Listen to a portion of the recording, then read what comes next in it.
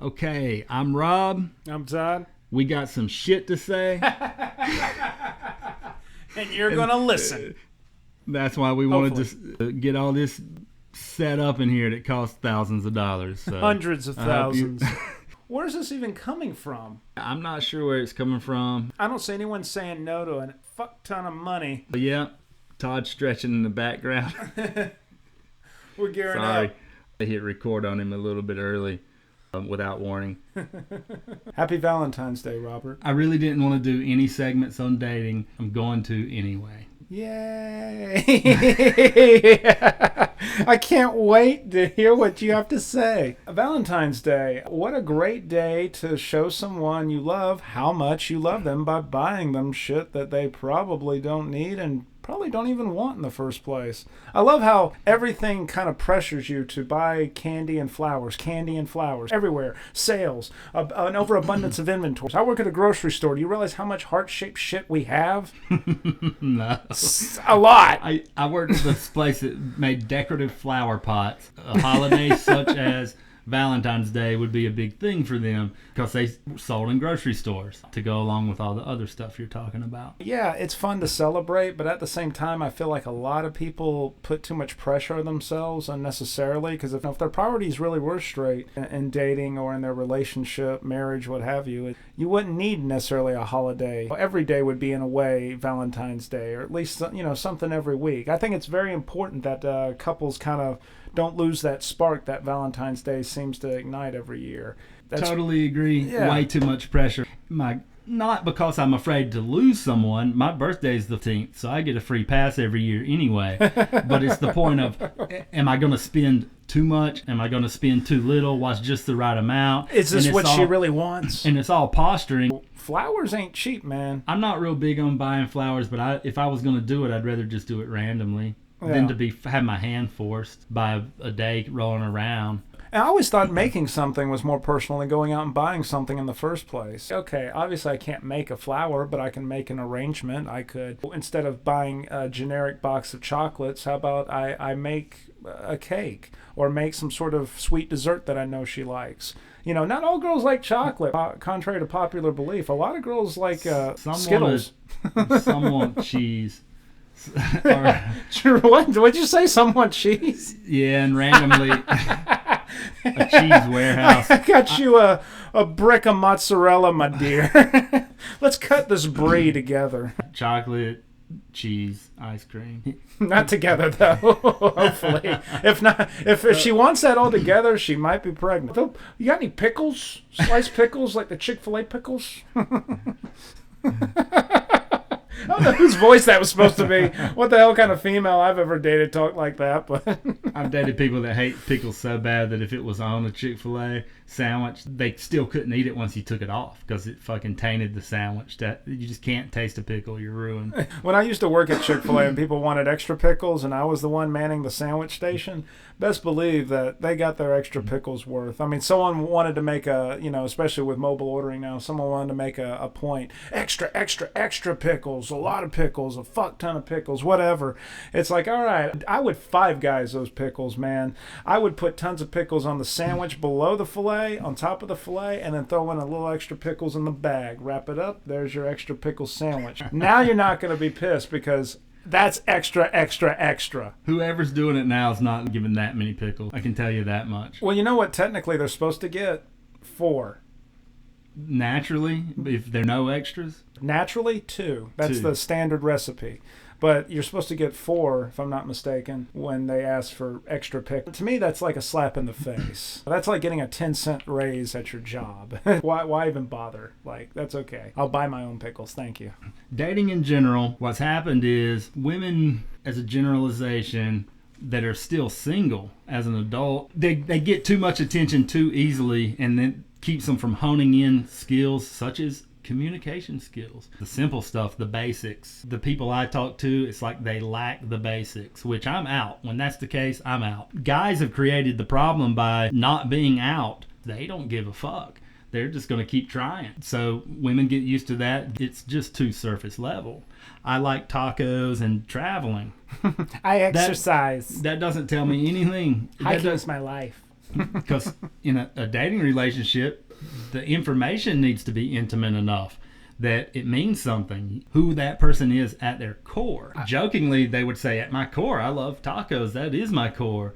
It's just not reality, though. When I do dating, at least online and stuff, I have to cross that threshold where I can call you and have a real conversation. Like, I don't expect to know everything or even half or a quarter of a person through a dating profile. It's just too little space for hopefully a lot of information, interesting information, hopefully. There's a pure ass pandemic of single moms with 3 kids. Silence. Why do I want to take that on? I just fucking don't. If the kids were the most respectful thing ever, if they want to learn from me, if they want to not be little hell raisers, then I'm good. If they're not shitheads, I'm perfect. If it's something someone I can leave an impression on, help raise or something like that, okay, I might give that a shot. But if this is already a teenager set in what they're going to be, how they're going to be, you're not just dating the woman anymore. You're dating her immediate family. And that really comes down to how many teenagers she has. Which is why you would need to mesh really, really well. What's the chances of that happening? I don't know. Maybe you're still having to deal with the ex, with the baby dad or whoever it's going to be. I'm not feeling it. At least from my experience, when it comes to the ex, all you got to do is just be cordial, and you'll pretty much get everybody you want on your side if there's a divide there. Drop them at daycare. You got to get them to school. You got to help with homework. You got to take them to sports. We know what it means to have a kid. I don't mind raising someone if it kind of guide them how to have a career, how to whatever. But a lot of them don't want to hear that. But even if they do, why the fuck is it so common that the family split up? And here you go. You got another kid. The exception now is to not have that. It's like a tattoo. You got people that are covered in them, and you got some people like myself that doesn't have a single one. It seems like all or nothing. There's no in between. Try and find a person with one tattoo who is content. Dating, I want a commitment. I want my one person that really and truly is a match. And the things you have to talk about to find that out, people don't want to talk about. They want to talk about the surface level shit. I could do the song and dance. I can attract anyone. If they are minimally attracted to me, I can make them think they want to marry me. But that's not my goal. I want to see, hey, is this legit? I'm looking out for down the road. I want things to be in place to where I know we're not setting up for disaster. And that annoys people. They want you just to dive straight the fuck in no matter what. So those more in-depth conversations, it's hard to have them. When you find someone that can have them, they need to not be easily offended. I'm not talking about things just for the sake. I really need to know. My big line in the sand is money. It doesn't matter what type of music or movies or hobbies that they have. Really, even children are negotiable, and yeah, I do mean plural. I'm not going to say a woman with 2 or 3 kids is completely off the table for me. I think we're on the same page with money. I don't need a woman that makes $200,000 a year, $100,000 a year, $50,000. I don't care as long as they don't have such an amount of debt that they're drowning up to their eyeballs in it. If they've been responsible, I'm good, because it is a team and it is important. When you have to wake up every day and go do the rat race and you're a slave to a company that has their absolute dick in your ass, where you have to go punch a clock and do what they say you need to do, and you can't take but a 30-minute lunch break because they say so.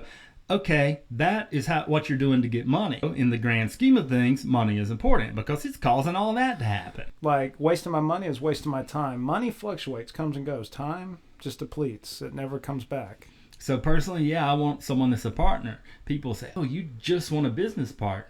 No, it's just such a big, important thing that I'm looking into. Well, it.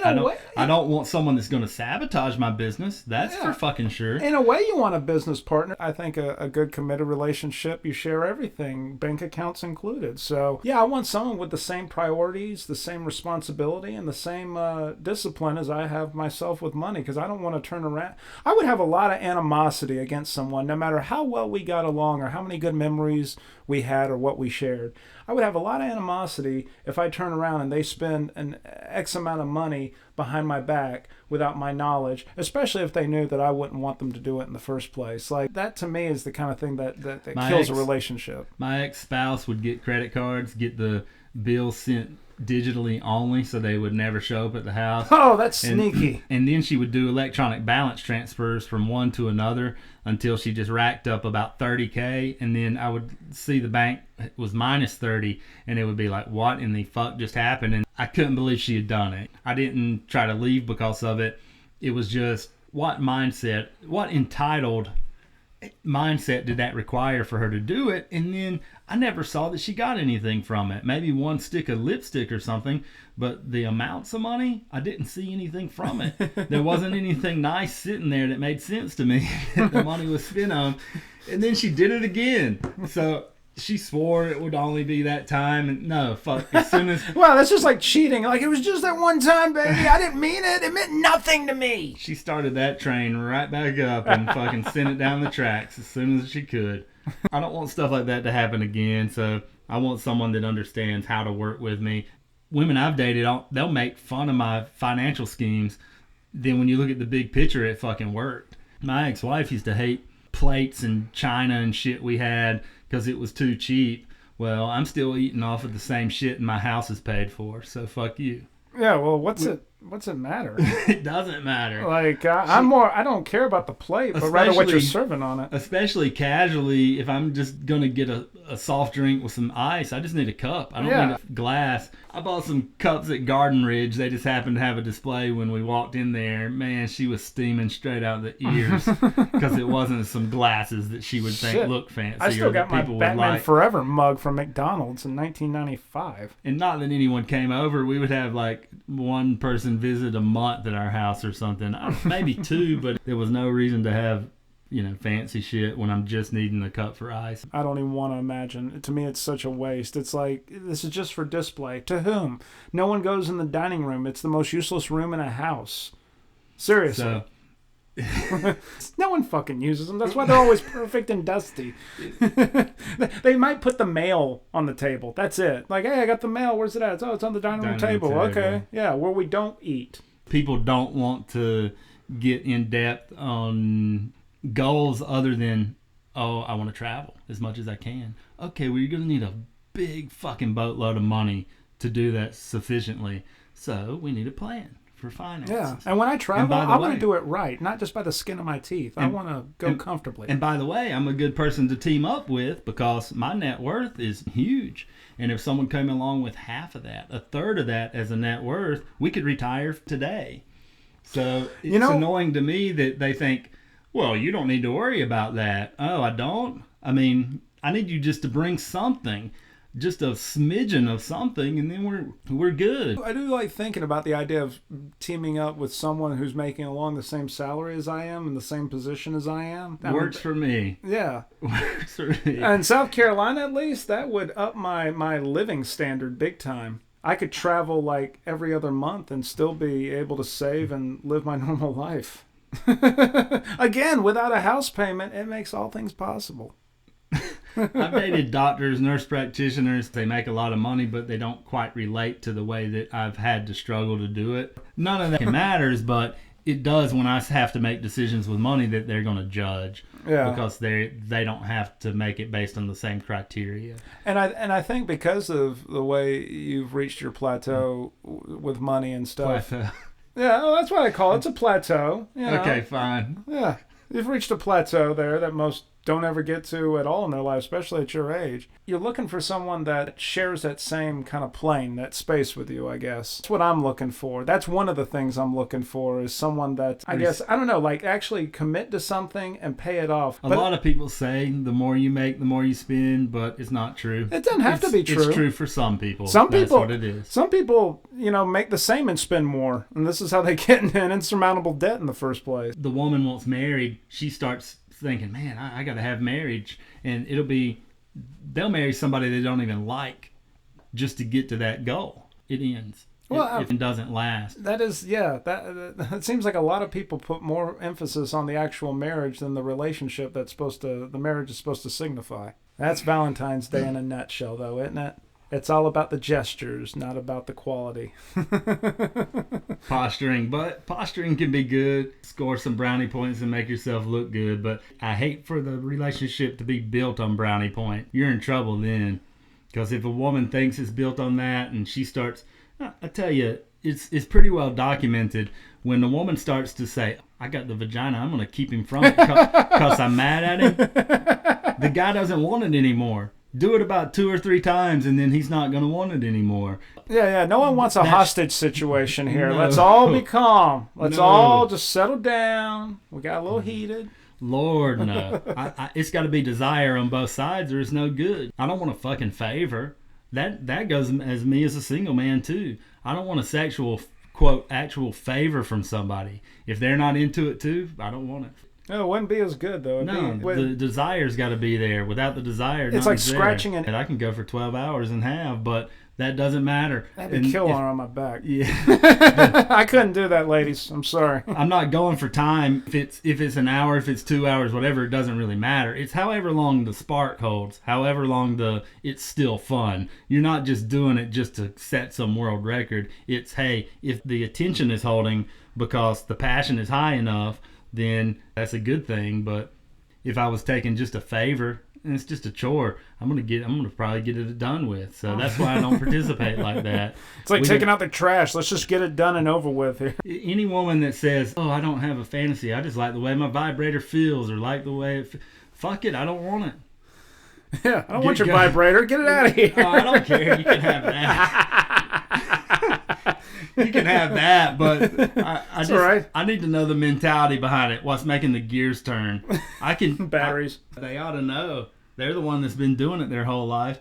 There's something going through their mind when they perform their ritual solo. So if they can't admit what it is, I just won't deal with them. I'm not going to do it. I find it very attractive when a woman's able to freely talk about her masturbation habits, like realistically, not as a punchline or anything. Yeah, why not? Well, I mean, it displays a certain amount of confidence that's really rare in our society. Yeah, we're not doing it to be trashy. We're doing it if I'm having a relationship with someone. Those are the types of things you have to open up about. Just a normal human function of it, but it's one of those things everyone pretends they don't do, but everyone knows, yeah, everyone does it. It's taboo around here. Growing up in the Baptist church, they wanted you to feel guilty for 30 days, and then you need to repent. Yeah, either that or join the priesthood. If you want to be popular, it's easy because all you got to do is look at what trends and just do that. But I'm not really about that. I just want to get people's opinion. I feel like there's a group out there their voice isn't heard. I want to hear their voice too. This is the best thing we could do next to starting our own OnlyFans. We thought this was the better idea. Yeah. Topics, we're looking for guests, whatever anybody wants to get an opinion on. I've usually got a unique opinion, and Todd does too, truth be told. I'm just here for the ride, man. This is going to be fun.